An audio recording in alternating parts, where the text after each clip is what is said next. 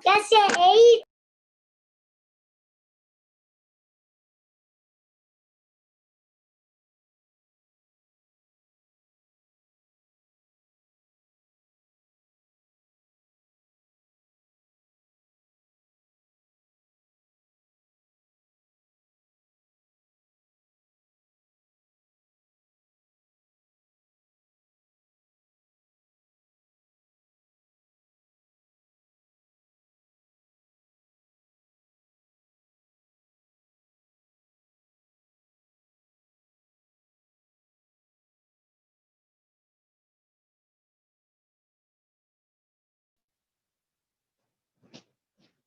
Muy buenas tardes a todos. El día de hoy estamos a punto de iniciar lo que es el curso El estrés laboral, burnout y su prevención.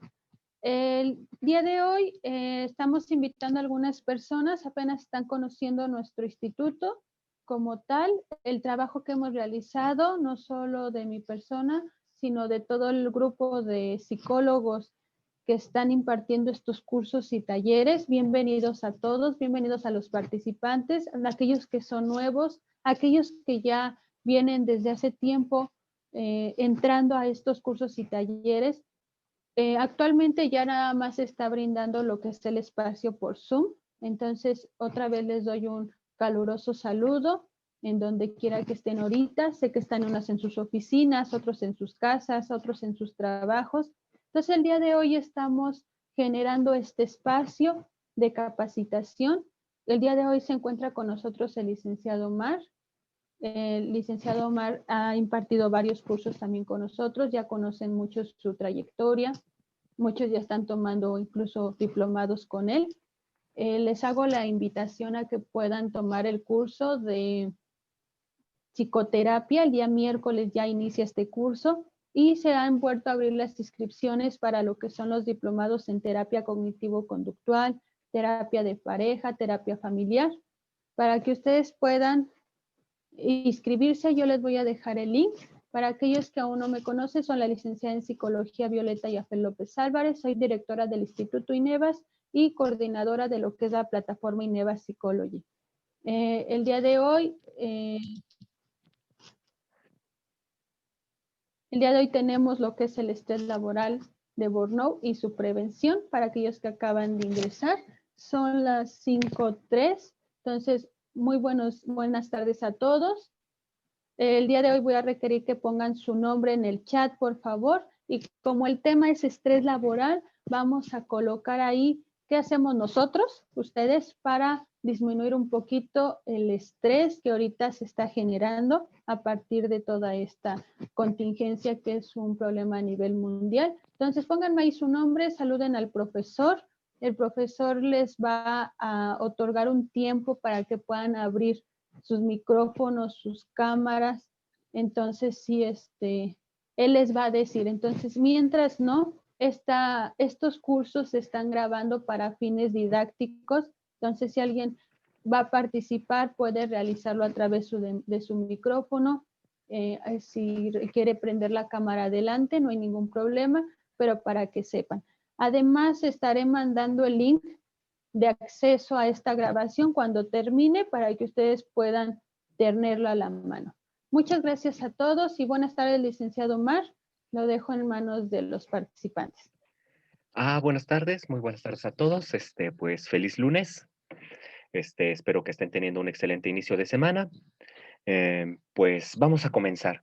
Antes de iniciar propiamente con la presentación, quisiera que me acompañaran a ver este artículo que está aquí. Vamos a darle una pequeña leída. Por cierto, si en el momento en que yo regrese a la presentación de PowerPoint, o sea, la presentación no se ve bien o cualquier cosa, avísenme inmediatamente por el chat o enciendan el micrófono y díganme, oye, oiga, profe, no se ve bien, para que yo inmediatamente la vuelva a cargar. Muy bien, muy bien. Veamos. La muerte por exceso de trabajo existe y tiene nombre, karoshi. En 2017 hubo 190 casos de karoshi certificados en Japón. Veamos. Esta es la octava noche consecutiva que me llevo yo las llaves de la oficina. 30 horas trabajando y sigo con fuerzas. Todavía estoy en el trabajo, no tengo vida. ¿Alguien me hace el favor de ir conmigo a tomar unas copas para desconectar un poco? Estas fueron algunas de las últimas frases que escribió en Twitter en 2013 la joven publicista de 24 años, Milta Dirán, semanas e incluso horas antes de que sus compañeros de trabajo la encontraran sin vida sobre su ordenador en la filial de la agencia Young Rubicam. Este es solo uno de los miles casos que se producen en el mundo por muerte por exceso de trabajo, o también conocido como karoshi. En algunos países asiáticos es una causa de fallecimiento reconocida de manera oficial y está relacionada con derrames cerebrales o ataques al corazón producidos por estrés laboral. Japón es uno de los países del mundo en el que hay más muertes relacionadas con el overworking, pero muchos otros lugares también están empezando a sufrir este fenómeno que ha visto incrementar el número de casos en los últimos años. Karoshi. El término japonés literalmente significa muerte por exceso de trabajo, pero este fenómeno no es nada nuevo. En el año 1987, el Ministerio de Salud de Japón empezó a recopilar datos y lo reconoció como un fenómeno social. Este mismo año, un informe determinó que habían fallecido 17 personas por karoshi, pero ya en 2015 el Ministerio del país asiático contabilizó 2.310 denuncias por muerte de esta causa. En la actualidad, el Consejo Nacional de Defensa de las Víctimas de karoshi estima que el número real de casos puede rondar los 10.000, ya que muchas de las muertes se producen en entornos laborales por exceso de trabajo no contabilizados como tal. Según los datos recientes ofrecidos al Ministerio Asiático, esto en el 2017. ¿Por qué les estoy comentando esto? ¿Por qué quise iniciar por aquí? Verán, es que muchas personas ignoran los riesgos para la salud que puede conllevar el propio trabajo. Hay quien te dice, bueno, el trabajo te cansa, ¿no? En el trabajo te puede pasar algo si te accidentas. O sea, de trabajar nadie se muere. Y falso. De trabajar, efectivamente te puedes morir. Bien, pero esto lo vamos a ir viendo paso a paso, sobre todo porque ahora lo que se está estudiando y se está descubriendo son los efectos nocivos sobre las condiciones y características emocionales de cada persona. Bien, durante algunos años estuve trabajando en el posgrado de salud de los trabajadores de la UAM Xochimilco, apoyando en la docencia e investigación. Y lo que puedo compartirles es que el estudio de las consecuencias del trabajo en la salud es bastante antiguo. Por ejemplo, en Mesopotamia se asociaba el surgimiento de cataratas al trabajo con la manufactura con vidrio. O en Egipto, en algunos papiros se señalaron las relaciones causales entre las posturas incómodas con el trabajo y con las deformaciones físicas. Lo que es relativamente reciente, como ya les decía, son los estudios sobre las repercusiones que la salud emocional puede llegar a generar el trabajo. Ahora bien, ¿qué es la salud laboral? A ver, déjenme checar tantito el chat. Ok, va, todo bien. Según la definición de la OMS, es una actividad multidisciplinaria que promueve y protege la salud de los trabajadores. Esta disciplina busca controlar los accidentes y las enfermedades mediante la reducción de las condiciones de riesgo. Se entiende la salud laboral como la reducción o eliminación de los factores de riesgo dentro del centro de trabajo, y más concretamente en el puesto de trabajo y en las tareas que realiza el trabajador en concreto, para lo cual se tienen en cuenta las condiciones de trabajo y la organización del mismo. Bien, vamos a ver ahora un poquito de historia al respecto.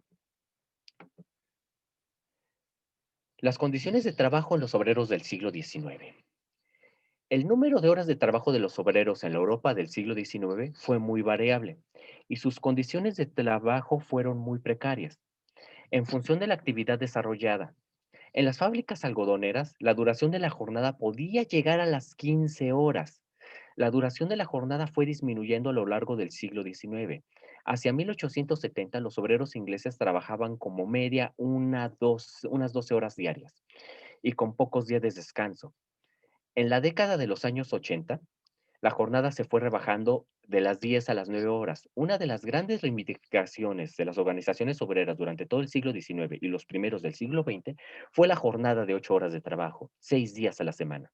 En algunos países de Europa se tardaron en décadas en conseguir. En el siglo XIX, cuando se pone de manifiesto la relación de condiciones de trabajo y enfermedad, se comienzan a investigar también las condiciones de vivienda de los trabajadores. En su gran mayoría eran deplorables. Esta situación hacía que los índices de ausentismo fuesen elevados y la calidad y eficacia del trabajo se viesen afectadas.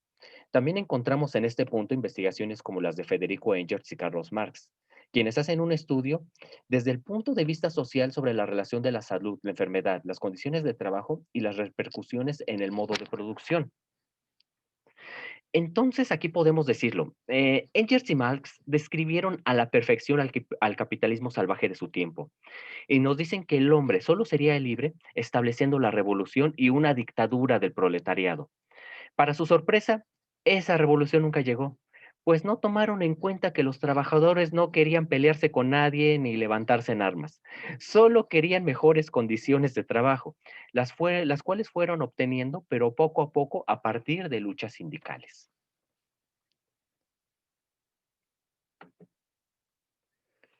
Ya en el siglo XX, la problemática dentro del área laboral con la relación a la salud de los trabajadores cobra tal importancia para las industrias y el Estado que se crean organismos especializados en el tema.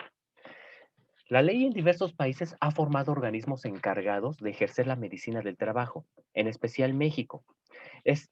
No nos hemos quedado atrás. Por ello, desde hace años se han creado instituciones para la salud de los trabajadores, como es el Instituto Mexicano del Seguro Social y el Instituto de Seguridad y Servicios Sociales de los Trabajadores, el ISSSTE.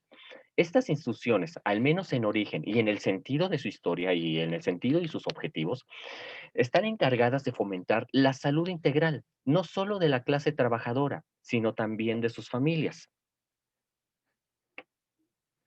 Los principales objetivos de la salud laboral son identificar y eliminar o modificar los factores relacionados con el trabajo que puedan producir un efecto perjudicial para la salud del trabajador, así como potenciar aquellos factores con un efecto beneficioso sobre la salud y el bienestar de las personas. Para conseguir sus objetivos, la salud laboral se apoya en diferentes estrategias desarrolladas desde distintas disciplinas. Por ejemplo, ya podemos comenzar aquí a hablar de seguridad en el trabajo. Esta disciplina se encarga de evitar los accidentes del trabajo por medio de procurar que tanto en el centro de trabajo, las máquinas y herramientas y cualquier otro aparato que utilice el trabajador sea seguro. La higiene industrial. Su objetivo es evitar que el trabajador enferme por su actividad laboral, por lo cual presta atención especial a los agentes y sustancias que son susceptibles de provocarla, por ejemplo, vapores, gases tóxicos. En todo caso, si el trabajador está, está expuesto a materiales tóxicos, que al menos se le brinde el equipo con el cual pueda mantenerse protegido. Ergonomía y psicosociología aplicada. La primera tiene como función adaptar el puesto de trabajo y las tareas a la persona que lo ocupe. Es decir, evitar que una persona esté en posiciones incómodas durante largo tiempo a lo largo de su jornada laboral para evitar dolores en la espalda o lesiones musculoesqueléticas. Ya la segunda, trata de los temas psicosociales que pueden afectar al trabajador. Ya ahorita más adelante los iremos viendo. Y ya, finalmente, medicina del trabajo. Tiene más una función curativa, ya que en principio actúa cuando ya se ha producido el daño, pero además sus estadísticas pueden dar pistas de cuáles son los daños más frecuentes y proponer actuaciones para su eliminación o al menos reducirlos. Cumpliendo con la norma 035 de México. La norma 035 es una nueva ley para empresas mexicanas. Se ha venido desarrollando esta desde hace muchísimo tiempo, pero apenas se está comenzando a impulsar de manera obligatoria. Y por apenas les estoy diciendo que apenas en octubre de este año, ya obligatoriamente en las empresas de este país se tiene que comenzar a implementar la norma 035 de México. Es por eso que ya muchas organizaciones, muchas industrias están buscando la atención de psicólogos laborales que puedan ir y hacer intervenciones para determinar las condiciones de salud de los trabajadores y establecer estrategias para establecer seguridad psicosocial. Pero bueno, vamos por punto. ¿Qué es esto? ¿Cuál es la norma 035 de México? La norma como tal codifica las normas para prevenir el riesgo psicosocial en los lugares de trabajo ubicados en México. Los riesgos psicosociales que incluyen ansiedad, estrés y depresión no son ni infrecuentes en los centros de trabajo. La norma 035 formaliza las obligaciones de las organizaciones mexicanas de crear ambientes de trabajo que detecten, prevengan y mitiguen factores de riesgo psicosociales innecesarios. Esto incluye realizando evaluaciones de riesgo, actualizando y creando políticas y procedimientos y desplegando campañas de conocimiento para informar a los empleados sobre los servicios disponibles para ellos. Como muchas formas de legislación para cumplir, la norma 035 y apoyar a la salud mental de los trabajadores es un buen negocio para las compañías. El riesgo psicosocial se ha asociado con más de 50% de las ausencias, según la Organización Internacional del Trabajo. Aproximadamente el 40% de los trabajadores en todo el mundo sufren algún tipo de estrés relacionado con el trabajo. Ese número salta al 75% cuando se observa a los trabajadores en México, que actualmente ocupa el primer puesto en la lista de la Organización Mundial de la Salud de los países más estresados para las organizaciones afectadas. El cumplimiento de la nueva ley ayudará a los lugares y a los trabajadores mexicanos para abordar los factores de estrés, así como protegerse contra las sanciones financieras y el daño potencial a la reputación. Bien, eh, una cosa, aquí para poder intervenir en la norma psicosocial, lo que llega y se hace es establecer una encuesta. Es decir, el psicólogo laboral o las personas que lleguen a hacer la intervención llegan, reparten una encuesta hacia todos los trabajadores en los cuales ellos van anotando cuáles son las condiciones laborales en las cuales se encuentran y a partir de sus respuestas es cuando ya el psicólogo tiene las herramientas y tiene las condiciones o la idea de hacia qué puntos es donde se debe concentrar, ya sea hacia en el mobbing, hacia el estrés, hacia la seguridad de higiene, aquellos que necesitan una intervención en cuanto a medicina del trabajo, etcétera. Pero es a partir de la opinión de los propios trabajadores en el momento en que llenan la encuesta. Ahora bien, en este punto hay dos mitos que me gustaría desmontar en este momento, ya que aquí nos salta algo, que México es el número uno, o al menos es de los que está encabezando el estrés en cuanto a los países más estresados que se encuentran en la lista de los trabajadores de la Organización Mundial de la Salud, o la Organización Internacional del Trabajo, más bien. O sea, uno de los mitos que hay es que el mexicano no trabaja, que en México somos flojos, y eso es completamente falso. Aquí el promedio semanal es de 50 horas a la semana. En Alemania trabajan en promedio 28 horas. Es decir, los mexicanos trabajan casi lo doble, trabajan mucho. No producen nada, pero en México se trabaja mucho. El otro mito es que el trabajo crea riqueza. Eso también es falso. ¿Cuántas veces no han escuchado a ese típico lema que dice, si quieres salir de pobre, trabaja? No, uno se puede matar trabajando y morirse pobre. Por eso es que, aunque México se trabaja mucho, el país no sale del tercer mundo y el país sigue manteniendo sus condiciones lamentables de pobreza. La riqueza solo se crea en el intercambio, es decir, dado que el que compra recibe algo que para él vale más que el dinero que está pagando, y el que vende recibe más de lo que él considera que vale lo que está entregando, de modo que los dos ganan. Es en ese momento en el que el trabajo y la producción tienen sentido, en el intercambio.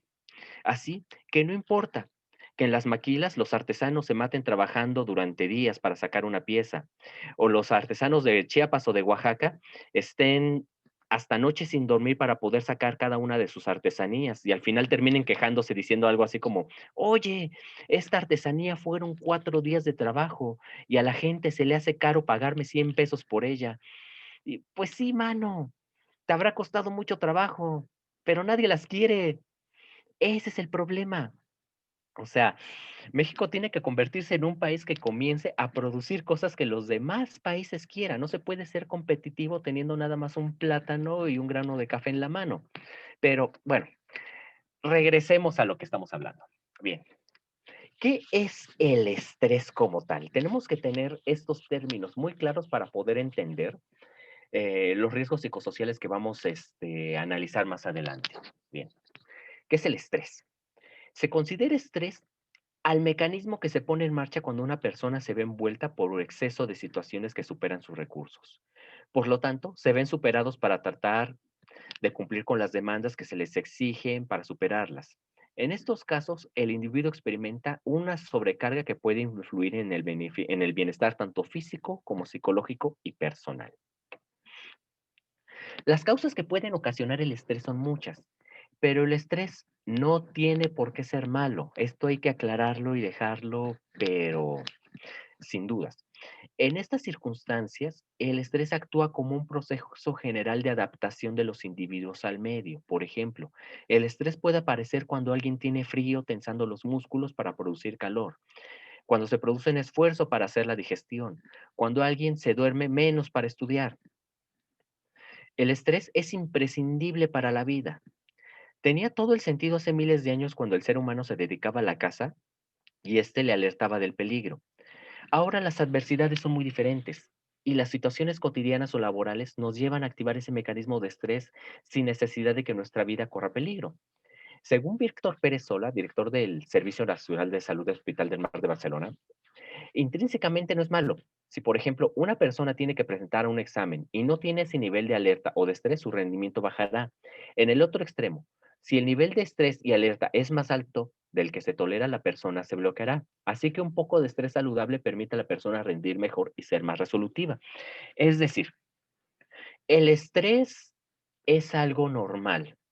Por lo regular, todos tenemos una cierta dosis de estrés de manera cotidiana. Tenemos estrés cuando vamos camino al doctor y el metro se va parando y vemos la hora y vemos que se nos está haciendo tarde. Ahí comenzamos a ponernos un poquito ansiosos, comienza a haber algo de estrés. Hay estrés también, por ejemplo, cuando comenzamos a tener algo de trabajo. El estrés nos ayuda a estar concentrados y a rendir el 100% para poder sacar las demandas laborales adelante. ¿En qué otra situación tenemos estrés? En situaciones, por ejemplo, en donde cuando estamos practicando algún deporte, un deportista durante el juego está muy estresado porque tiene que estar rindiendo al 100% sus capacidades y su concentración para poder sacar el partido adelante. Vean a cualquier basquetbolista, vean a los atletas olímpicos, están sumamente concentrados, están estresados. Por sí mismo, el estrés es algo común. ¿Va? El problema es el siguiente, el distrés. Este ya es el estrés negativo. En todos los lugares cuando ustedes escuchen eh, estrés laboral, se hace referencia a esto, al distrés. Es el estrés con esteroides, por decirlo de alguna manera, ¿no? Cuando una persona ya comienza a estar enferma por estrés, es esto. El estrés es normal. Lo que es malo es el distrés. ¿Bien? El distrés o estrés negativo se produce por una excesiva reacción al estrés que se manifiesta en una demanda muy intensa o de prolongada actividad. Puede afectarnos física y psicológicamente por el exceso de energía que se produce y no se consume. Coloquialmente, cuando hablamos de estrés, nos referimos a este tipo de estrés. El estrés, o en este caso distrés, es un desequilibrio sustancial entre la demanda y la capacidad de la respuesta del individuo bajo condiciones en las que el fracaso ante esta demanda posee importantes consecuencias, o a las que al menos así percibe la persona. Así se producirá estrés cuando el individuo percibe que las demandas de su entorno superan sus capacidades para afrontarla y además valora esta situación como amenazante para su situación. O sea, cuando tienes múltiples demandas a las cuales tienes que estar atendiendo, que de por sí tienes una junta en 5 minutos, pero todavía no terminas el informe y aparte tienes que llamar a los proveedores, más aparte de tu casa ya te están llamando porque al niño ya le rompieron la nariz en el colegio, es ahí cuando ya una serie de demandas viniendo por todos lados ya comienzan a superar el umbral de respuesta del individuo. Y entonces ya comienza a haber alteraciones al nivel del sistema nervioso. Es decir, cuando vivimos en un estado de alerta permanente, preparando a nuestro cuerpo para la acción continua sin que haya peligros reales, el organismo desata un conjunto de respuestas que acaban deteriorando nuestra salud tanto física como mental. El estrés que no se controla puede contribuir a muchos problemas de la salud, porque digamos, todos hemos tenido un día muy atareado, un día en el que se nos juntan muchas cosas. Ya, pero al día siguiente como que las cosas se normalizan y hay un día o 2 así al resto de la semana. Ahora imagínense 2 días seguidos así. Ahora imagínense 3, imagínense 4.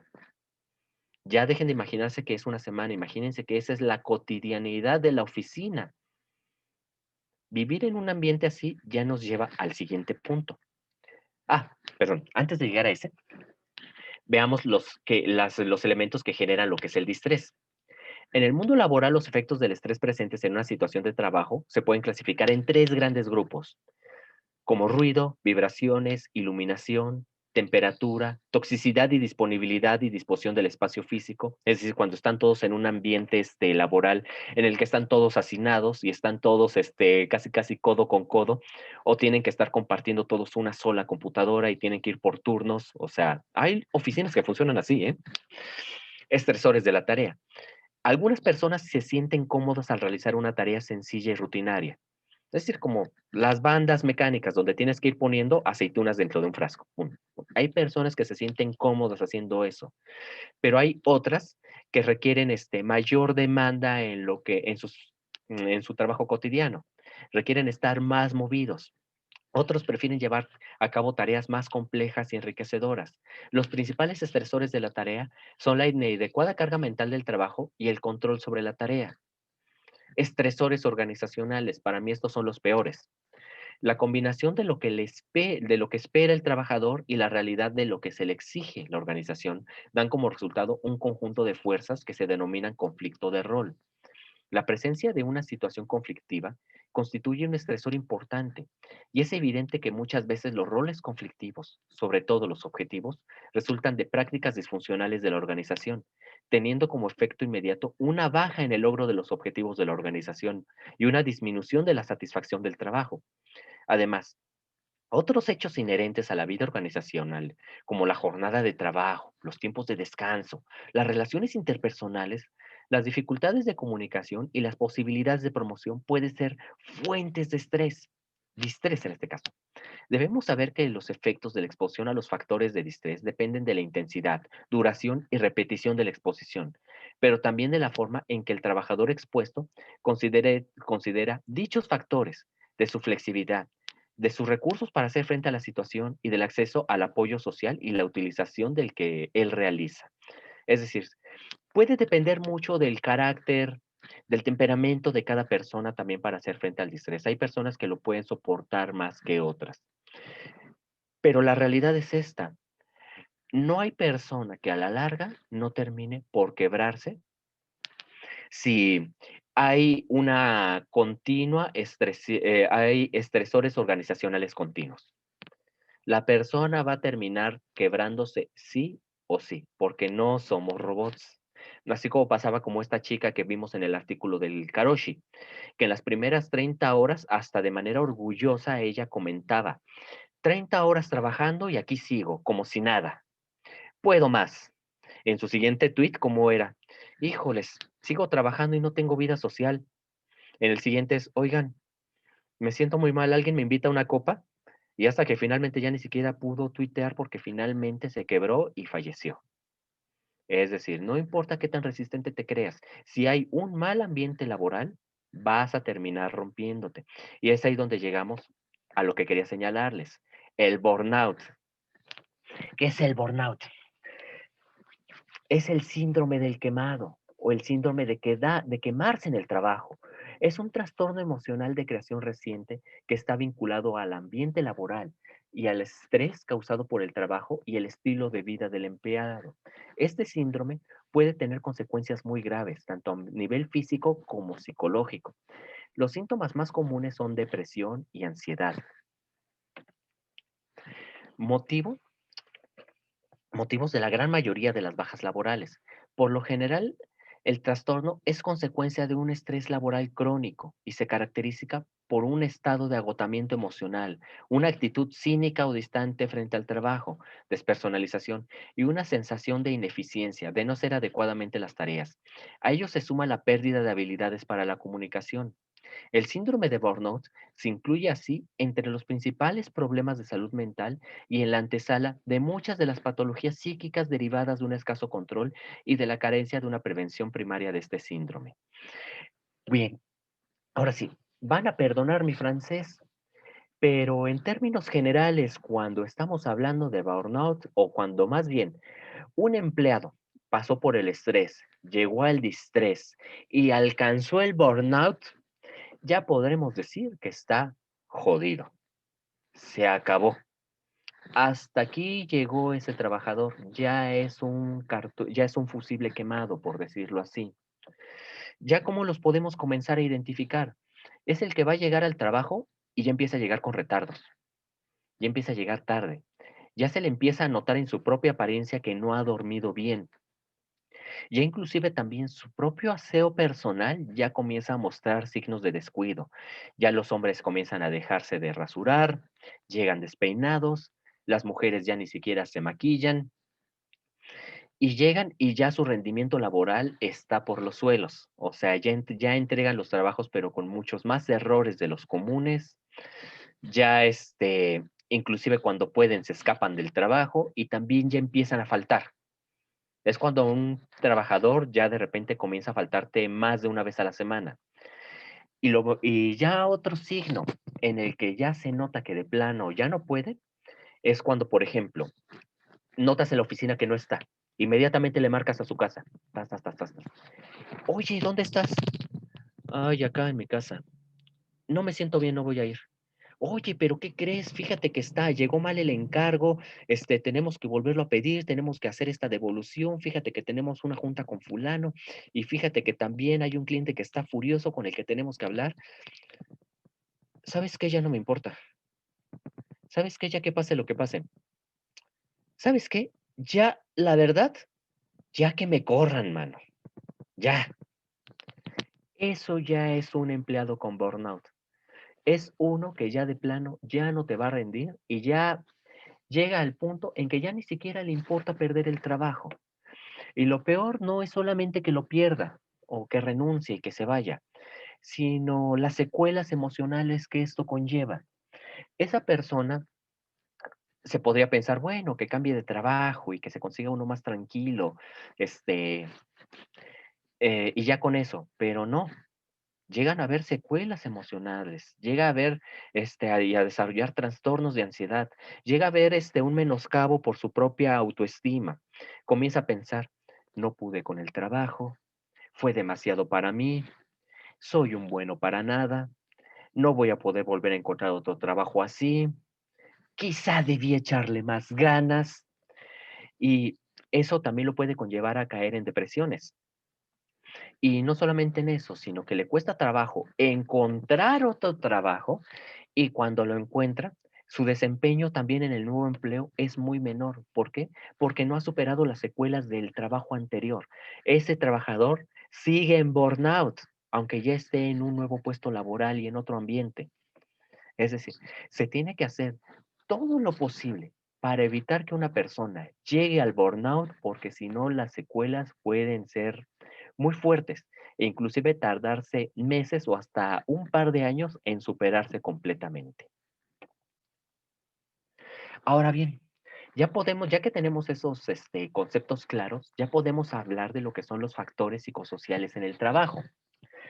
Entendemos por riesgos psicosociales a aquellas condiciones laborales en las que se desarrolla la actividad del empleado y que puede repercutir en su salud psíquica o física, así como en la calidad o el resultado de su propio trabajo. Son aquellos relacionados directamente con las condiciones laborales, entendidas como el ambiente en el que se desempeña la actividad, la relación con los directivos y compañeros, así como los instrumentos y herramientas con las que cuenta el propio trabajador. La Organización Internacional del Trabajo nos acerca a una definición precisa de los factores psicosociales, no sin antes indicar el nivel de dificultad del tema. Los factores psicosociales en el trabajo son complejos y difíciles de entender, dado que presentan el conjunto de las percepciones y experiencias del trabajador y afectan muchos aspectos. Los factores psicosociales en el trabajo consisten en interacciones entre el trabajo, su medio ambiente, la satisfacción en el trabajo y las condiciones de organización, por una parte, y por la otra, las capacidades del trabajador, sus necesidades, su cultura y su situación personal fuera del trabajo. Todo lo cual, a través de percepciones y experiencias, puede influir en la salud y el rendimiento y en la satisfacción en el trabajo. Así como se lo señalaba hace un momento, a la hora de establecer una intervención con la norma 035, uno tiene que llegar y aplicarles una encuesta y los factores o los riesgos psicosociales van a ir siendo determinados por la planta laboral en sí. Es decir, son elaborados a partir de la subjetividad de cada trabajador. Pero ojo, no significa por eso que no cuenten. Por lo regular, todos los trabajadores están de acuerdo en las mismas cosas y les molestan las mismas condiciones. Es por eso que esa encuesta puede llegar a ser muy útil a pesar de que sean establecidas bajo factores subjetivos. Ahora bien, este, el- los factores psicosociales o los riesgos psicosociales se desembocan en ambientes laborales tóxicos. Un ambiente laboral tóxico es un entorno de trabajo que está marcado por problemas personales entre sus distintos miembros. Ahorita vamos a verlo. Eso es burnout, o más bien mobbing más bien, donde el drama y las peleas y demás conflictos interfieren con la productividad de los empleados. Generalmente producen todo tipo de consecuencias negativas en las personas que se ven implicados en ellos. El tema de los ambientes laborales tóxicos cada vez se estudia más en todo tipo de ambientes, ya que se cree que puede estar en la base de problemas muy graves en el trabajo. Por ejemplo, diversas investigaciones apuntan a que este tipo de entorno puede ser una de las múltiples causas del acoso laboral o de la violencia en la empresa. Bien, ¿cuáles son los riesgos psicosociales? Son estos: el estrés laboral, violencia en el trabajo, acoso laboral, acoso sexual, inseguridad contractual, ya llegar finalmente al burnout, conflicto, trabajo, familia y trabajo emocional. ¿Cuáles son cada uno de estos? A ver, ya vimos un poquito de estrés laboral, pero vamos a echarnos un clavado en cuáles son los principales factores de estrés psicosocial. Uno, contenido del trabajo. Falta de variedad en el trabajo, ciclos cortos de trabajo, trabajo fragmentado y sin sentido, bajo uso de habilidades, alta incertidumbre, relación tensa, ¿no? Es decir, es cuando hay falta de variedad en el trabajo, el trabajador se aburre, no le encuentra sentido y siente en ocasiones que no están aprovechando todo su potencial. Es ahí cuando al trabajador le empieza a faltar motivación para poderse desempeñar al 100, porque solamente se siente como una pieza más dentro de un engranaje muy grande, pero no se siente como alguien que realmente esté distinguiéndose entre los demás miembros. Digamos, siempre somos seres humanos. Inherentemente nos gusta discutir y nos gusta competir más bien, y nos gusta que se nos reconozca nuestro trabajo y nuestro talento y nuestro papel y nuestro rol en las empresas. Cuando sentimos que no estamos aprovechando todo nuestro potencial, es cuando comienza a haber ya una baja en nuestro estado de ánimo en nuestras actividades. Aquí ya, sobrecarga y ritmo, exceso de trabajo, ritmo de trabajo, alta presión temporal, plazos urgentes de finalización, horarios, cambio de turnos, cambio nocturno, horarios inflexibles, horario de trabajo imprevisible, jornadas largas o sin tiempo para la interacción. No sé si se han escuchado esa frase que dice: en mi trabajo yo tengo hora de entrada, pero no tengo hora de salida. O sea, y eso finalmente también es un factor de estrés, porque finalmente, también tienes actividades fuera del trabajo y tienes obligaciones familiares con las cuales estar cumpliendo. Y el no saber a ciencia cierta a qué horas puede terminar tu turno de trabajo también se puede convertir en un factor de estrés y en un conflicto, trabajo-familia. Lo vamos a ver más adelante, pero va por ahí. También, por ejemplo, una de las cosas que más me molestan en las intervenciones de los coachings laborales que hay por ahí, que muchas veces contratan las empresas, ellos a veces, muchas veces llegan con la consigna de generarles a los empleados, la idea de que tienen que dar las gracias por ser explotados. Es decir, o sea, les meten la idea de que pues el trabajo es una bendición, de que qué bueno que están ocupados, de que qué malo es el desempleo, que el mayor agradecimiento que le puede mostrar un empleado a su empleador es echarle todas las ganas, que el llegar a tiempo es cumplir con el contrato con el cual te estableciste, pero que pedir salir a tu hora ya es una mentalidad mediocre, una mentalidad de albañil, que te tienes que deshacer de ella. O sea, no, o sea, casi, casi quieren que te conviertas en un esclavo feliz, ¿no? Que estés recibiendo, que estés dando las gracias por cada azote. Y no se trata de eso. Se trata de que es una situación de intercambio. Tú llegas, trabajas, haces lo que te toca y los empleadores te tienen que dar las condiciones de trabajo adecuadas para que tú puedas desempeñar tu función laboral adecuadamente, ¿no? O sea, control. Baja participación en la toma de decisiones. Baja capacidad de control sobre la carga de trabajo. Ambiente y equipos. Malas condiciones de trabajo, equipos de trabajo inadecuados, ausencia de mantenimiento, falta de espacio personal, escaso de luz, exceso de ruido. Es decir, cuando ni siquiera tienes las herramientas necesarias para poder desempeñar tu trabajo bien. Cultura organizacional y funciones, mala comunicación interna, bajos niveles de apoyo, falta de definición de las propias tareas o de acuerdos con los objetivos organizacionales, relaciones interpersonales. Aquí ya es el punto del mobbing.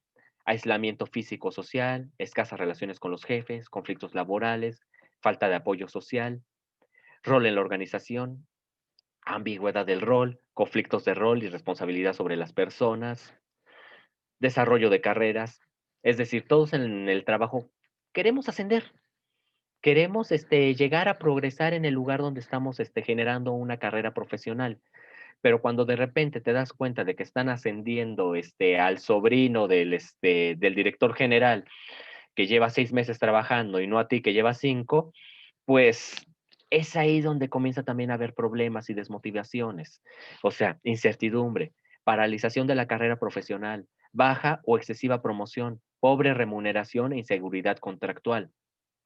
Relación trabajo-familia, demandas conflictivas entre el trabajo y la familia, bajo apoyo familiar, problemas duales de carrera, seguridad contractual, trabajo precario, trabajo temporal, incertidumbre laboral, insuficiente remuneración.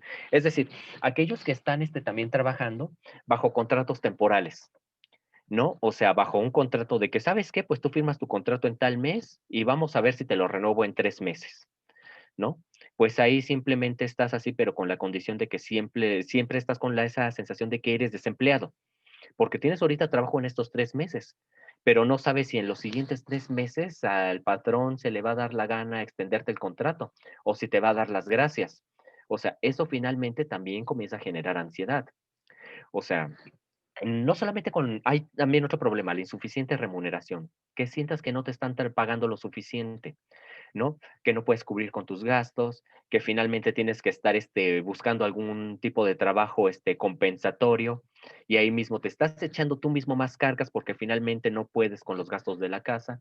Y otra más, cuando no sabes cuándo te van a pagar. Ese también es un problema muy común y lo pasaban mucho, sobre todo, así como me enteré, los compañeros de prepa en línea el año pasado. Lo que pasaba con ellos es que podían estar fácil 4 o 5 meses sin que se les pagara. O sea, y ya cuando se les pagaba, pues ya se les llegaba todo su salario junto, y qué bueno. Pero en esos 4 o 5 meses, ¿ellos qué hacían? Llegué a saber de algunos que comenzaban inclusive a trabajar de meseros. O sea, y no querían perder el trabajo en prepa en línea, pero tenían que conseguirse otro trabajo para el cual poder continuar subsistiendo. Nada más imagínense esa situación, que tienes un trabajo y tienes que conseguirte otro porque en donde trabajas nada más no te pagan. Este, Espero que eso ya se haya solucionado, sobre todo en este año que la educación en línea tuvo su boom y ya se les esté valorando como corresponde. Ahora bien, eh, quisiera hacerles una pregunta y que me la fueran contestando en el chat. Aquí va la pregunta. Si ustedes fueran los encargados de recursos humanos y estuvieran buscando a algún empleado, ¿qué pensarían ustedes si en mi solicitud de empleo o de currículum yo pongo que soy una persona irritable, que tengo problemas para dormir, que sufro de ansiedad, paranoia y que no me gusta y que para nada me gusta trabajar en equipo? Y además también que soy bien gritón. ¿Ustedes ustedes como encargados de recursos humanos ven que alguien les pone eso en el currículum, ¿ustedes qué pensarían? ¿O qué harían en este caso con ese prospecto? A ver, váyanmelo poniéndolo en el chat.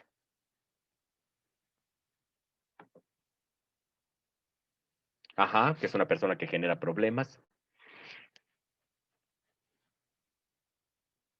Inseguridad. Ajá. Sí, la pregunta es, una persona que les escribe que es irritable, que sufre de ansiedad, que tiene paranoia y que no le gusta trabajar en equipo, ¿ustedes lo contratarían? O sea, les llega ese currículum, ven eso y dirían, ay, vamos a darle una oportunidad. O sea, ¿ustedes lo contratarían? A ver qué piensan. Ok, yo no lo haría, perfecto, que genera problemas, inseguridad, desestabilización, perfecto. No, bye, adiós, perfecto, por supuesto. Ujú. A ver, ¿qué más? ¿Qué otras cosas opinan?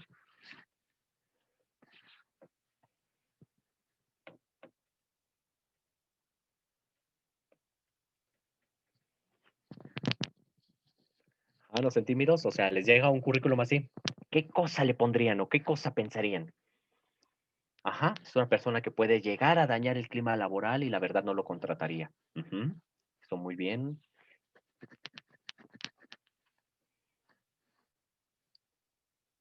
A ver, unos más. Vamos a recopilar un par de comentarios más. No acata normas y eso puede ir en contra de los demás empleados, es decir, contagiarlos de la misma actitud. Ajá, perfecto. Completamente de acuerdo. Que tendría que valorar sus cosas buenas. Ah, ok. O sea, una opinión distinta. Podría ser.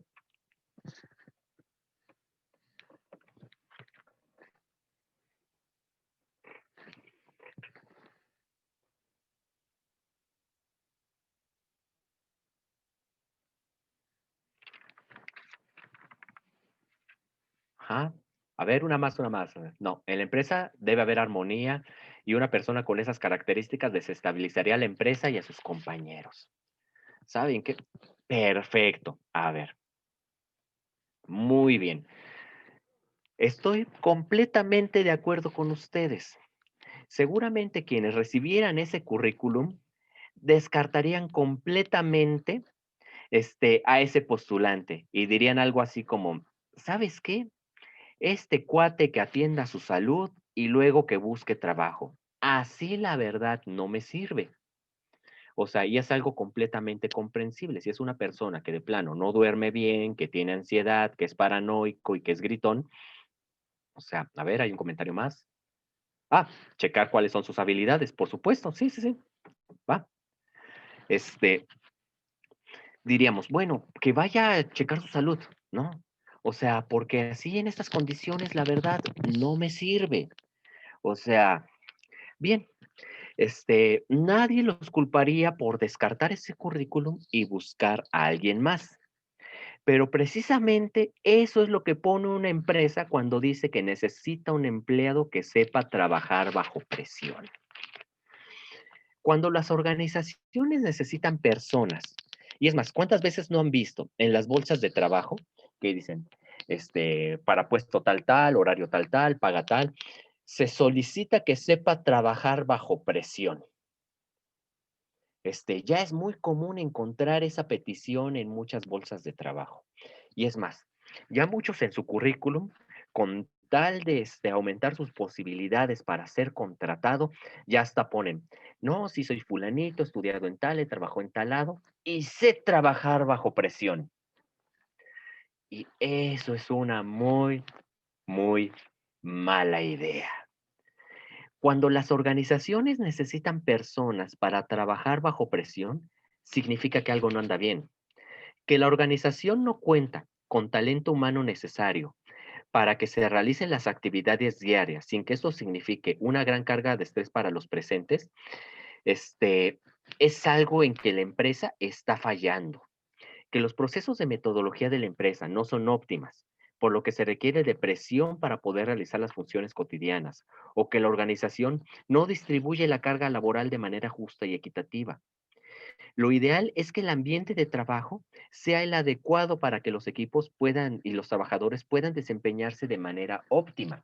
Es decir, Un lugar que te está diciendo que se necesita personal para trabajar bajo presión es una que te está diciendo que tienen problemas en los horarios, que hay problemas en los contenidos del trabajo, que hay sobrecarga y ritmo, que seguramente falta espacio, tienen equipos de trabajo inadecuados, que les falta mantenimiento, que hay problemas de relaciones interpersonales.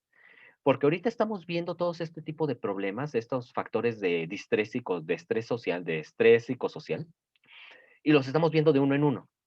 Ahora imagínense una persona que tenga que hacerle frente a un horario terrible, a inseguridad contractual, a un problema de desarrollo de carrera, ¿no? Y aparte que haya mobbing al interior de la empresa. ¿Cómo va a estar la salud de esa persona en 6 meses? ¿Cómo va a estar en un año? Ahora imagínense que no se enfrenta a 3, que se enfrenta a 4 de estos estresores, que se enfrenta a 5. Ahora hazlo trabajar 2 años. No. O sea, es ahí cuando el trabajo comienza a enfermarte y de manera grave. Es por eso que una empresa, ante todo, lo que te tiene que garantizar es un buen ambiente laboral. Es ahí donde uno tiene que ir, es ahí donde uno tiene que buscar y tocar la puerta. Ojo, ahora sí que muchas veces uno trabaja donde puede, ¿no? Y no es para desanimarlos, pero si te toca ir a uno de estos, donde de antemano te están diciendo que solicitan gente que sepa trabajar bajo presión, es para que lo tomes en cuenta y lo tengas presente. Ningún lugar vale la pena que juegues tu salud en ella. Va, trabaja, pero mientras estés ahí, vete buscando otro lugar. Vete buscando uno donde puedas trabajar más a gusto. Llega a ese lugar, cumple lo mejor que puedas, adquiere la experiencia necesaria y después sal volando a uno que te ofrezca mejores condiciones. Bien, pero bien, vamos a ir viendo unos detalles. A ver, hay un par de comentarios por acá. Pueden mentir, lo sacan a como dé lugar. Perfecto, sí, estamos de acuerdo en los. Bien, bien. Violencia en el trabajo. ¿De qué se habla cuando se habla de violencia en el trabajo? Son aquellos incidentes donde las personas son abusadas, amenazadas o asaltadas en circunstancias relacionadas con su trabajo, suponiendo un reto explícito e implícito para su seguridad, bienestar y salud. Son de índole psicológica y también física. Dentro de las conductas identificadas como violentas están el abuso emocional, comportamientos hostiles, la incivilidad. Es decir, es donde tu trabajo es de propio riesgo, ¿no? ¿Cuáles trabajos son esos? Son en las ocupaciones como los taxistas, el personal de servicios sanitarios, el personal docente, los trabajadores sociales cuando tienen que ir a visitas con familias donde hay violencia intrafamiliar, pueden verse expuestos a que alguno de los padres reaccione de manera violenta con él o con ella. El servicio doméstico, claro, cuando tienes que estar aguantando a los patrones y sus arranques, es cuando se comienza a generar el riesgo de que haya violencia. Existe un grado de riesgo de violencia mucho mayor que el corresponde en otros hábitos o ocupaciones, es decir, cuando eres guardia de seguridad, es cuando hay probabilidad de violencia en el trabajo. No confundirlo esto con lo otro, que es el mobbing. Violencia en el trabajo es esto, los riesgos que puede haber por el propio perfil que tiene el puesto de trabajo. Ah, mobbing, aquí sí es mobbing, vamos a ver. El mobbing, cuando se produce en el ámbito laboral, se refiere a todas aquellas acciones encaminadas a intimidar, vejar o degradar a un trabajador, con el objetivo de empeorar su clima laboral y empujarle a abandonar la empresa. Este hostigamiento puede realizarse a través de diferentes métodos, por ejemplo, insultos, amenazas, humillaciones, aislamiento del resto de compañeros, difusión de rumores falsos. Normalmente se trata de violencia verbal y psicológica, aunque hay ocasiones en las que puede llegar al plano físico. Aunque en la mayoría de casos el objetivo es forzar al trabajador a abandonar la empresa y no pagarle la indemnización por despido. También puede tener otras finalidades, como obligarle a aceptar unas condiciones, un clima laboral asfixiante. E incluso, en ocasiones, el mobbing no tiene ningún objetivo aparte de la humillación de la víctima. Es decir, es el clásico bully, el que nada más está en la oficina viendo nada más a quién fastidia, ¿no? O sea, o cuando llega en casos entre hombres o entre mujeres y llega alguien que te cae gordo o gorda y comienzas a inventarles rumores.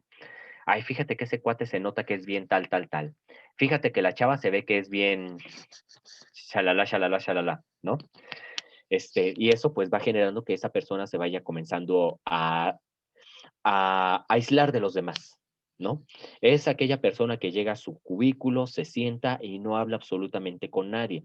Y los demás actúan como si fueran estudiantes babosos de prepa haciéndole la ley del hielo, ¿no? Bien. ¿Qué consecuencias tienen las víctimas del mobbing? Hay ocasiones, por ejemplo, en el móvil laboral perverso, en el que el acosador no se da cuenta de lo perjudicial que está haciendo. Puede ser para la víctima, ah, era solo una broma, ¡ey! No es para tantos, dicen. Sin embargo, las consecuencias del móvil laboral en todas sus variantes pueden llegar a afectar al acosado de diversas maneras. Consecuencias psicológicas. El acoso laboral deteriora, lenta e inexorablemente, la fortaleza mental de la víctima. Entre los efectos más comunes están la ansiedad, estrés, depresión, baja autoestima, aislamiento y el sentimiento de culpa. Claro, es que soy yo el que no se sabe llevar bien con las personas. Es que es mi culpa por no saberme llevar bien con fulanito, cuando realmente puede ser la realidad de que estás inmerso en un ambiente laboral tóxico y simplemente tratar de adoptarte a otras personas tóxicas, pues es una labor imposible. Ahora bien, consecuencias sobre la salud. Los efectos del móvil laboral también se dejan ver en el plano físico. La víctima puede sufrir problemas de migrañas, dolores gastrointestinales, náuseas, trastornos del sueño. Incluso en los casos más graves, podría provocar trastornos del sistema nervioso, problemas en el metabolismo o deficiencias en el sistema inmunológico. Consecuencias sociales.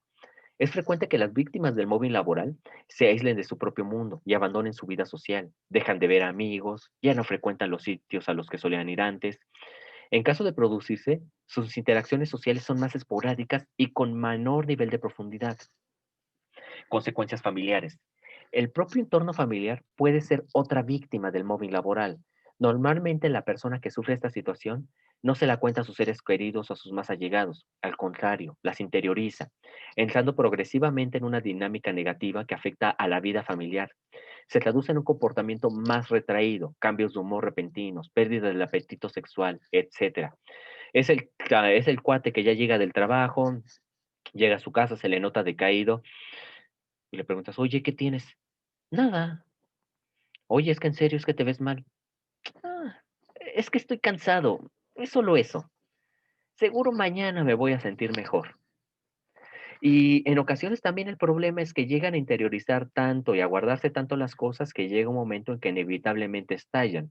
Y no se desquitan con la persona que los provoca, sino que se desquitan con los miembros de su familia. O sea, llegan, a gritarles a los niños, a violentar a su mujer, a pelearse con alguna persona con la que se topan en el transporte público en la calle. Es decir, llega a haber consecuencias familiares y personales, bastante serias. El acoso sexual, esta es otra onda, que también se podría incluir dentro del mobbing, pero tiene, otras variantes. Puede entenderse como la conducta indeseada de carácter sexual presentada en el trabajo, que es evaluada por el receptor como ofensiva, que excede sus recursos, que amenaza su bienestar. La Organización Internacional del Trabajo identifica el acoso sexual como una manifestación de la discriminación de género y como una forma específica de violencia contra las mujeres. El acoso sexual es una violación de los derechos fundamentales de las trabajadoras y constituye un problema de salud y seguridad en el trabajo y una inaceptable situación laboral. Algunos ejemplos. Contacto físico innecesario y no deseado. Observaciones molestas y otras formas de acoso verbal.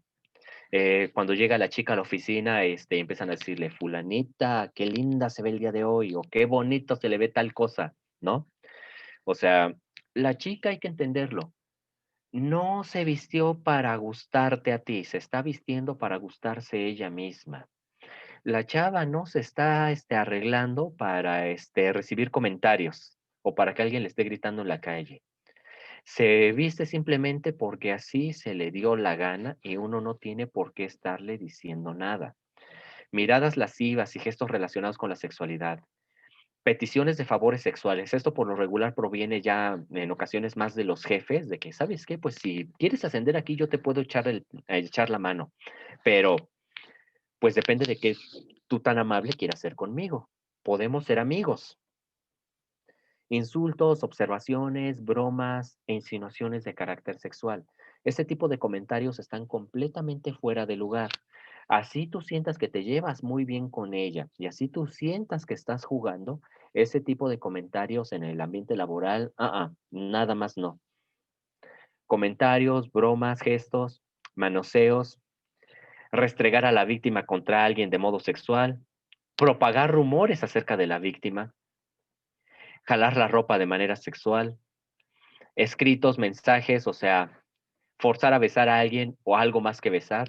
Es decir, una de las cosas positivas que yo veo y me van a tachar quizá de amargado, perdón, ahorita de las cosas positivas que yo he visto a partir de esta terrible, terrible pandemia, es que se ha quitado eso del beso en la mejilla a la hora de saludar. Eso es una cosa que personalmente a mí siempre me ha fastidiado. Eso de tener que estar ahí intercambiando babas con todos, o sea, para saludar. Yo siempre me he sentido más cómodo de llegar al lugar y alzar la mano y decir buenas tardes a todos y ya. Pero ¿qué pasa muchas veces? Que llega la mujer, llega la persona, saluda, así con un beso tímido, y ¿qué le dicen? ¿Pero qué pasó, Lupita? Venga ya, venga y salúdeme bien, ¿qué es eso? Y la jalan, la abrazan y llegan a tener un contacto físico más allá de un sencillo e inocente beso de salud, ¿no? O sea, hacer ese tipo de cosas ya cae dentro del acoso sexual. Ven, espiar mientras se cambia o está encerrada en un sanitario. La utilización o exhibición de papel pornográfico. A ver, hay un comentario por acá. Échale un ojo.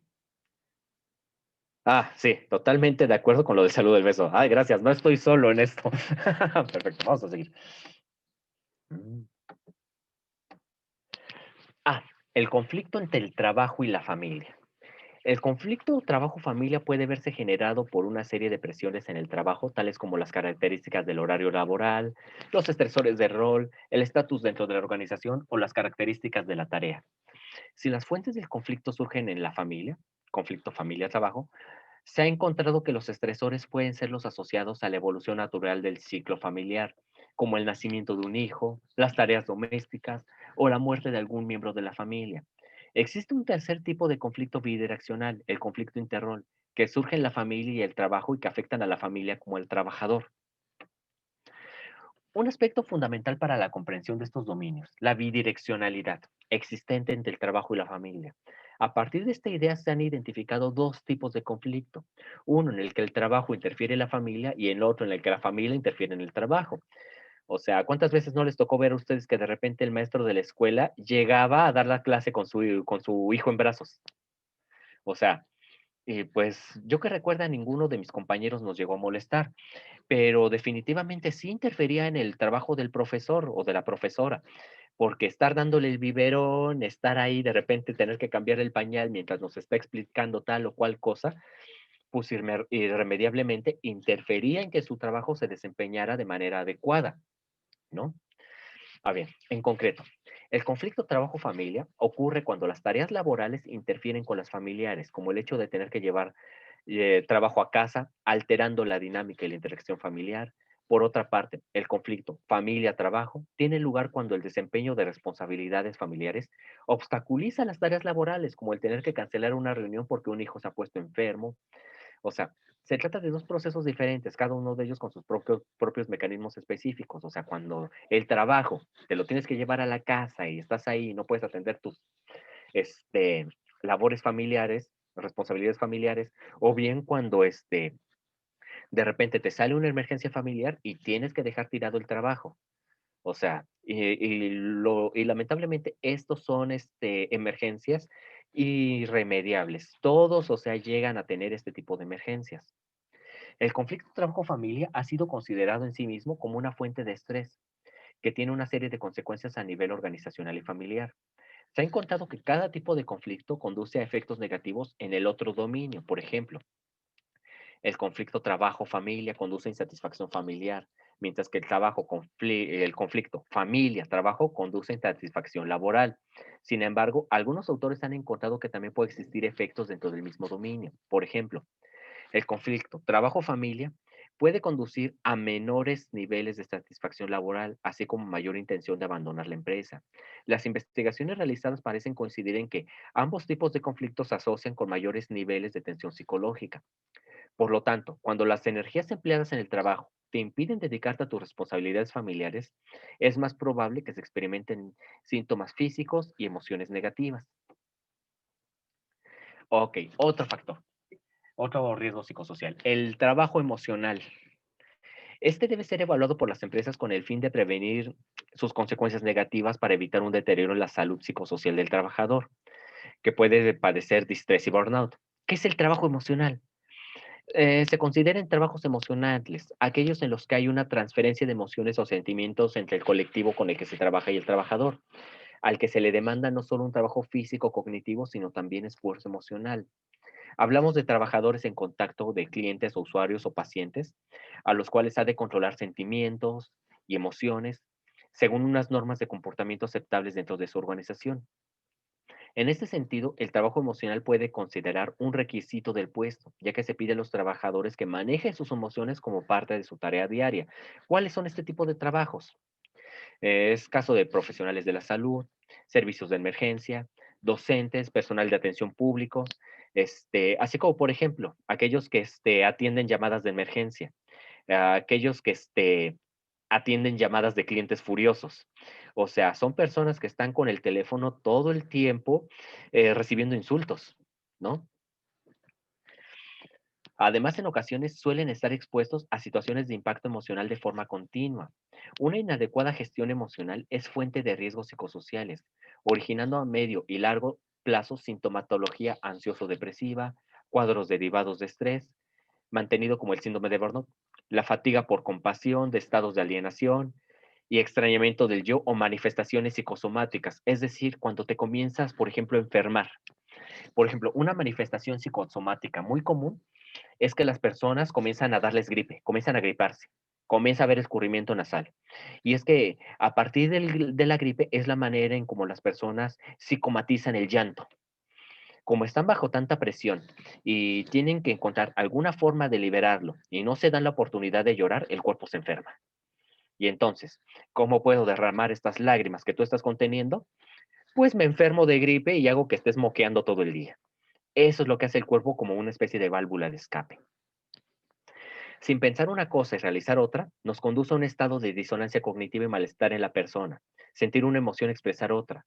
Aunque esté justificado por parámetros organizacionales o características de la tarea, puede dar lugar a trastornos psicológicos más allá del ambiente laboral. Muy bien, ya que vimos cuáles son la mayor cantidad de problemas que se enfrentan en los ambientes laborales, vamos a echarle un ojo a pues, cuáles pueden ser los factores de prevención. Pero ya como podemos darnos cuenta, la posibilidad del trabajador es muy limitada. Ahora sí que depende más de que a las personas, de que a las empresas, a los dueños de las empresas, se les empiece a generar presión para que sean ellos los que comiencen a establecer las mejores condiciones para que los trabajadores puedan tener, una vida laboral óptima, ¿no? Bien, vamos a ver.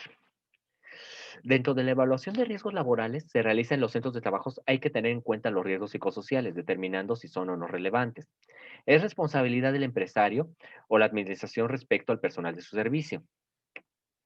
Prevenir el distrés en el trabajo.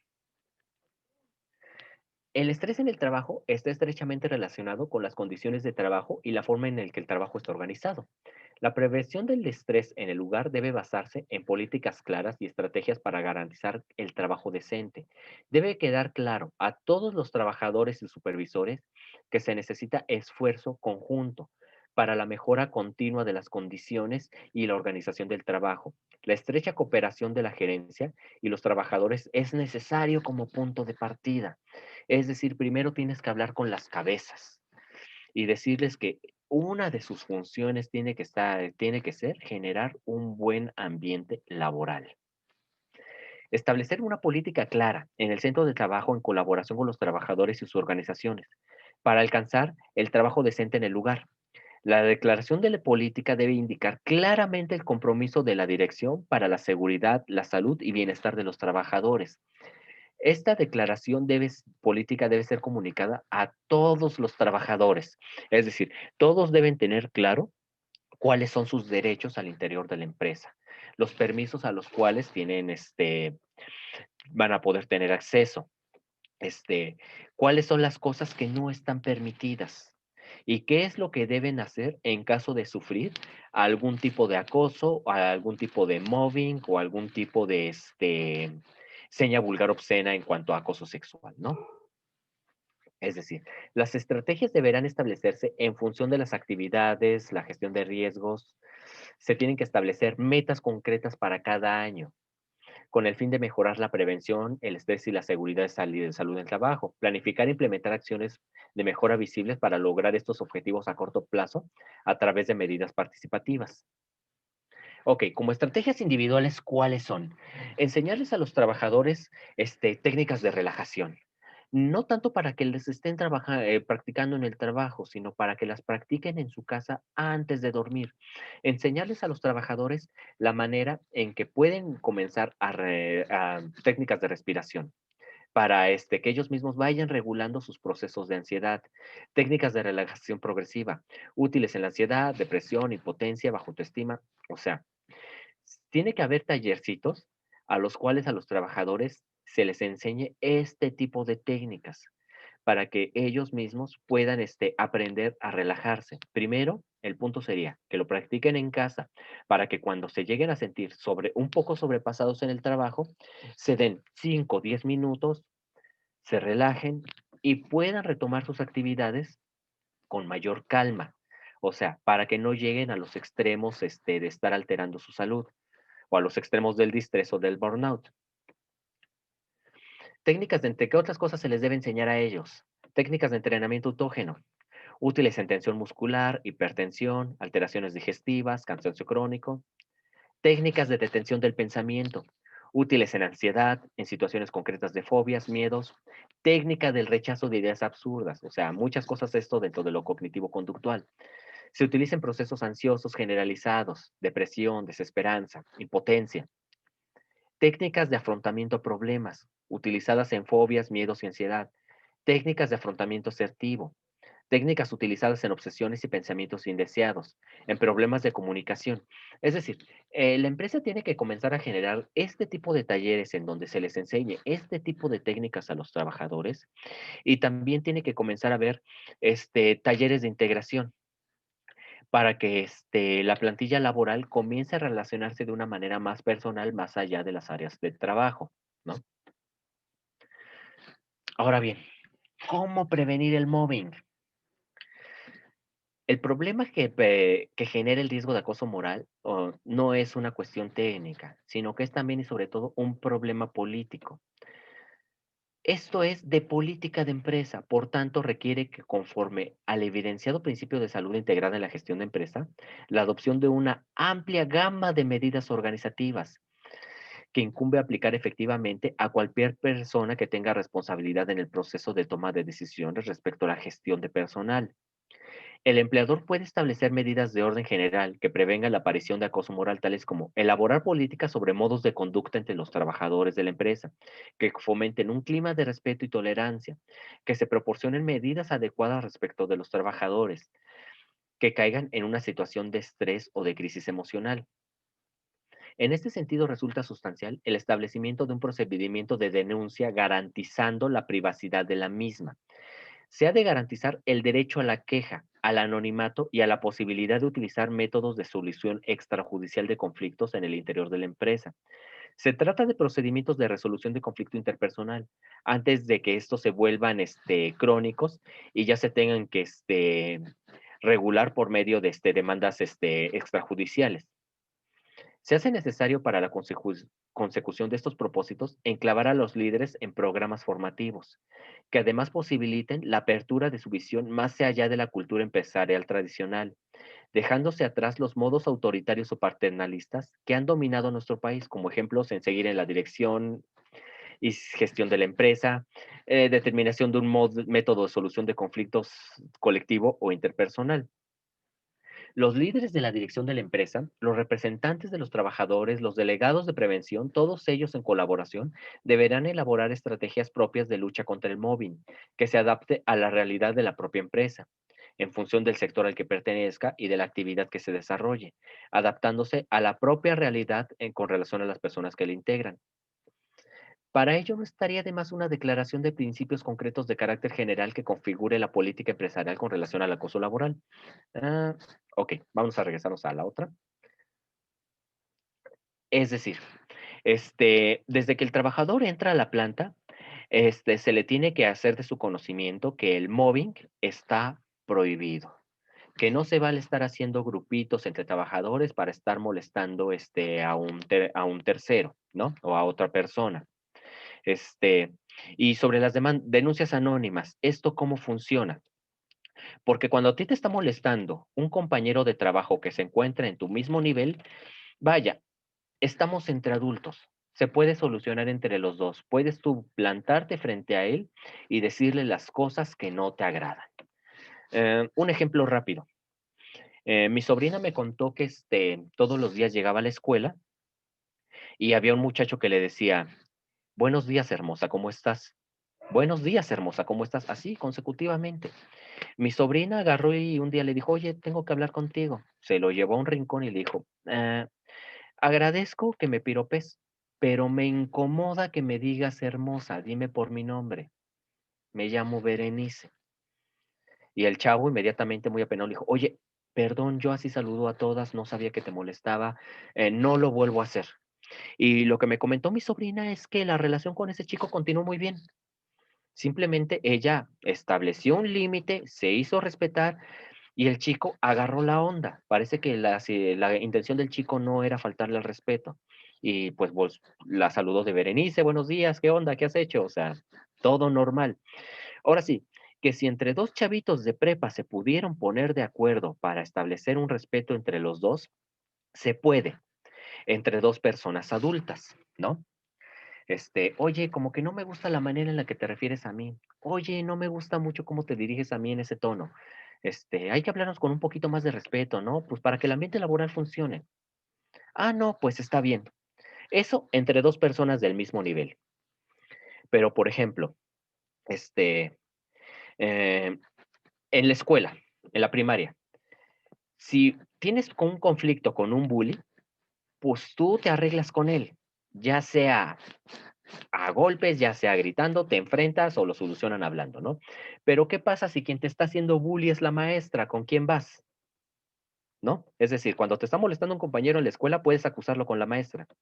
Pero si la maestra es la que te está molestando, ¿a quién recurres? En este caso, cuando el mobbing proviene de un superior en la empresa, es ahí donde entran las denuncias anónimas.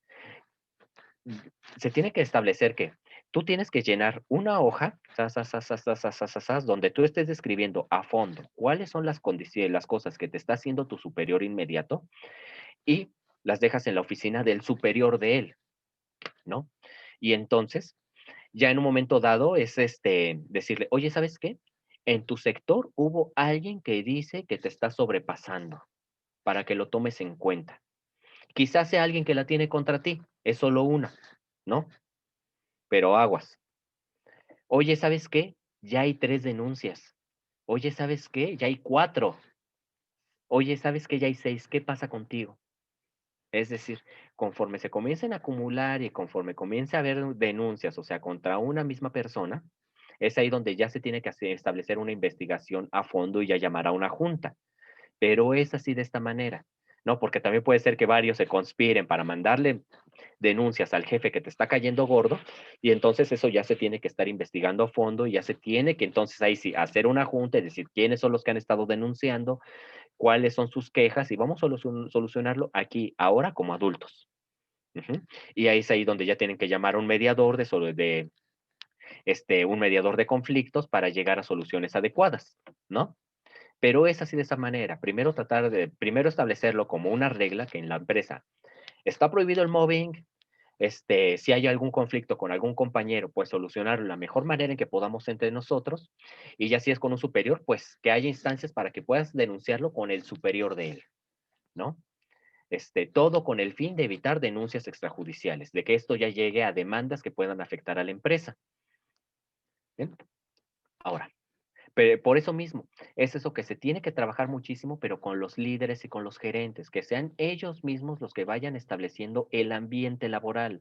Y en cuanto ellos mismos noten que haya un abuso o un comentario, que se esté pasando de la raya para con otra persona, que inmediatamente intervengan y pongan orden. ¿Sabes qué? Ese tipo de comentarios aquí como que no nos gustan. Estuvo tal vez para ti divertida la broma, pero que no se repita, ¿no? Porque no queremos hacer un ambiente incómodo, ¿sale? Bravo. Continuemos trabajando. Bien, prevenir el acoso sexual. Se debe implantar un protocolo de prevención al interior de los centros de trabajo como parte de la inducción del nuevo personal. Se les debe de hacer su conocimiento como que cuáles son los comportamientos que se espera de ellos durante la jornada de trabajo. Las denuncias formales se han de realizar por escrito. Se debe diseñar una plantilla específicamente para ello, la cual debe estar disponible para los empleados. Una vez enviada la denuncia al comité, este se encargará de valorar los hechos, indicios y fuentes y otros aspectos, entrando en oficio a investigar si encuentra pruebas suficientes. ¿Cuáles son las pruebas? Pruebas válidas para demostrar el acoso sexual laboral. Para denunciar con garantías una situación de acoso laboral, de acoso sexual, se deben llenar el mayor número de pruebas posibles. En este sentido, pueden servir tanto testimonios de testigos como cualquier otra prueba material. Videos, fotografías, conversaciones de WhatsApp, mensajes de texto, correos electrónicos. Afortunadamente, o más bien, desafortunadamente se dan muchos estos casos, pero afortunadamente, estas personas se tiran de cabeza solitos. Si tú te aplicas, es fácil que lo puedas comenzar a grabar, que le pidas a alguien que esté presente y que le comience a tomar fotografías cuando te está comenzando a molestar o que te esté grabando video desde la distancia, ¿no? Para que también hasta sirva una prueba digital. Por lo regular, las personas que caen en casos de abuso están mandándole mensajitos de WhatsApp a la persona que están molestando, de que cuando me aceptas un café, que cuando salimos, oye, ¿por qué te haces del rogar, no? O sea, todo eso cuenta para que la persona pueda establecer de manera contundente su caso. ¿Bien? Ya, prevenir el conflicto trabajo-familia. Respetar los tiempos laborales, es decir, no buscar al empleado con llamadas o correos electrónicos fuera de su tiempo laboral. Eso es algo que está ocurriendo mucho, sobre todo ahorita que estamos trabajando casi todos desde casa. Si el horario laboral es de 9 de la mañana a 6 de la tarde, al jefe se le hace muy fácil llamarte a las 9 de la noche, a las 10, ¿no? O sea, es por eso que inclusive ahorita se está viendo que muchas personas están trabajando más en sus casas que lo que trabajaban en las oficinas, porque pareciera que en sus casas tienen que estar disponibles con el teléfono pegado a la oreja todo el tiempo, ¿no? No. Se tienen que respetar los horarios laborales, eso de que, ay, si quieres salir eso de, es que quienes piden salir a su hora no se ponen la camiseta de la empresa. Oye, no, perdóname si esto no es un partido de fútbol. Tú me tienes que respetar mi hora de salida, así como yo te respeto la hora de entrada. O sea, me pongo la camiseta dándole al 100% y duro a la chamba. Pero ahora sí que, fuera de mi horario laboral, mi equipo es mi familia. Y es a ellas o a quienes me voy a entregar, ¿no? También, por ejemplo, tiene que haber flexibilidad por parte de la empresa para enfrentar contingencias personales. O sea, como son cosas que a todos nos van a ocurrir, la empresa tiene que tener a resguardo permisos especiales para emergencias, ¿no? O sea, se requiere también, por tanto, personal al frente más humano. Por ejemplo, el apoyo recibido por parte del supervisor ha sido otro objetivo central de estudio. Un supervisor con el que se puede comentar problemas relacionados con la familia y es flexible cuando surgen problemas relacionados con la vida privada de los empleados, conseguirá hacer que el entorno laboral resulte menos estresante. De hecho, se ha demostrado que dadas las mismas condiciones laborales, existe un nivel más bajo de conflicto trabajo-familia entre aquellas personas que cuentan con el apoyo del supervisor o del jefe inmediato. Ujú. Sí, claro, sin caer en abusos, por supuesto, pero cuando tú sabes que tu empleada que ya lleva un tiempo contigo y que siempre ha sido eficiente, acaba de ser mamá, es el momento de establecer este tipo de contingencias de flexibilidad, ¿no? Porque sabes que en este momento está en una condición familiar delicada. Y hasta aquí llegaríamos. Este, sí me gustaría en este momento que en el chat comenzaran a escribirme, cuáles son, las condiciones de estrés que ustedes han detectado en sus ambientes laborales y cómo se han sentido al respecto, cómo las han logrado solucionar. Y ya también si tienen alguna pregunta también o comentario, también adelante. Por cierto, también aprovecho para comentarles que se les va a enviar esta presentación y se les va a enviar también un libro digital en el que se va a hablar acerca de todo este tipo de lo que es el estrés laboral, lo que es el burnout, cuál es una intervención psicosocial que se tiene que hacer en una empresa. Este, ahora sí, que se me va el título del libro, pero es un libro muy bueno y es uno que les va que les va a dar mucha más información sobre todo esto que acabamos de platicar. Bien, así que adelante, los que quieran poner los estresores que les ha tocado tocar, que les ha tocado vivir en algún trabajo que hayan tenido, los que tengan algún comentario, vénganse.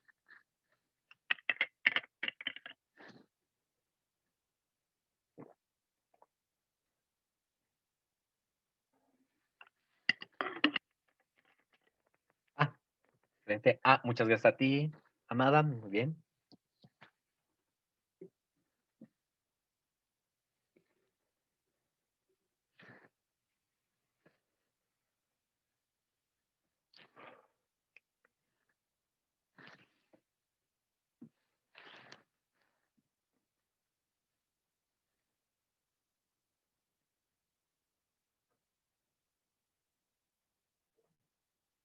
Ujú. Carga de trabajo, no tomar en cuenta el punto de los subordinados. Creo que eso baja mucho la moral de los trabajadores, por supuesto. Sí, sí, sí. Cuando hay demasiada carga de trabajo y tampoco toman en cuenta tu punto de vista, llegamos a lo que habíamos señalado hace un rato. No te sientes como un colaborador, te sientes como el engranaje, como una tuerca, como parte de una maquinaria, o sea, como una vil herramienta, ¿no? Sí, a mí me tocó en el trabajo pasado tener un exceso de carga laboral. Por supuesto, y es que uno puede, pues sí, encargarse de un par de cosas a la vez, pero ya de tantas y mantener la eficiencia en todas ya es algo sumamente complicado. Y si luego tienes también conflictos en casa, peor ya se vuelve imposible.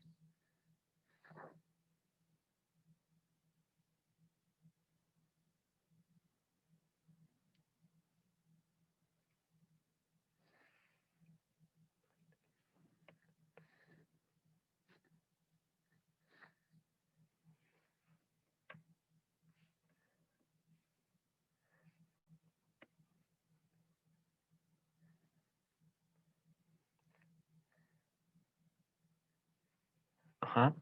El estilo de liderazgo creo que es un factor determinante para el clima organizacional, sobre todo en las empresas familiares. Es muy notoria la falta de estructuras. Ajá, sí, sí, sí. Ah, sí. Sobre todo en las empresas familiares, por supuesto. Completamente de acuerdo con Ruth.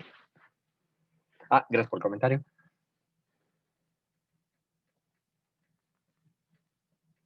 Ujú, sí, el estilo de liderazgo cuenta muchísimo.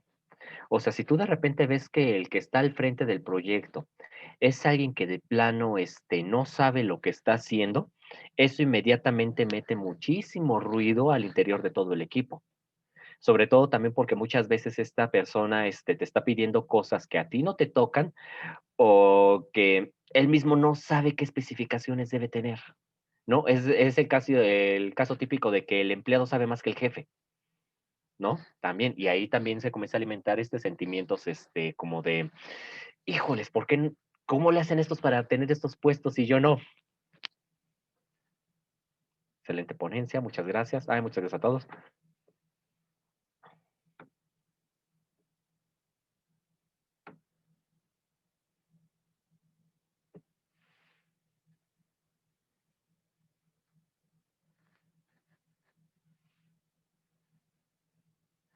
Muy bien, pues si ya no hay otro comentario, pregunta, yo creo que aquí, los masivos, los bomberazos, ay, por falta de planeación y programación de tareas que recibió la solicitud a su mena y te solicita claro, Sí, los bomberazos, y más cuando se vuelven cotidianos, o sea, que uno ya en vez de sentirse que está laborando en una oficina, se siente, sí, efectivamente, más un bombero, ¿no? Y tienes que estar apagando las emergencias que te están saliendo en la oficina. Y si te salen más, si te salen mal, Dios te libre. Dios nos libre. Bien, bueno, pues muchísimas gracias a todos ustedes por acompañarnos. Estén atentos a los siguientes cursos y talleres que vamos a estar teniendo aquí en el Instituto INEVAS. Y seguimos en contacto. A su correo electrónico les va a llegar el material que les estuve diciendo. Y de nuevo, muchas gracias por acompañarnos y hasta la próxima.